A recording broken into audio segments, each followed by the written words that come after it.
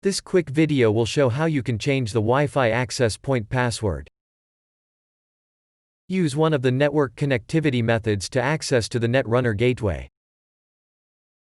Open a browser window to open the Netrunr configuration page. Enter your credentials and press the login button. Enter the wireless configuration page and edit the security settings of the access point.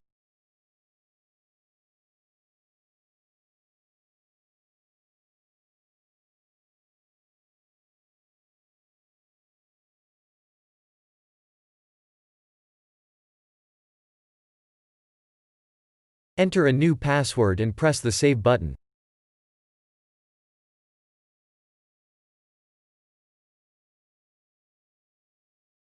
Next, press the Save and Apply button. If your computer is connected to the gateway using the Wi-Fi, your connection will drop when the password is updated. The Netrunr system may automatically roll back the changes. To prevent this, choose the Apply Unchecked option instead of the Save and Apply option. Reconnect to the gateway and verify your new Wi-Fi password. If the new password does not work, check if the previous password is still in force. Follow this procedure again to change the Wi-Fi password.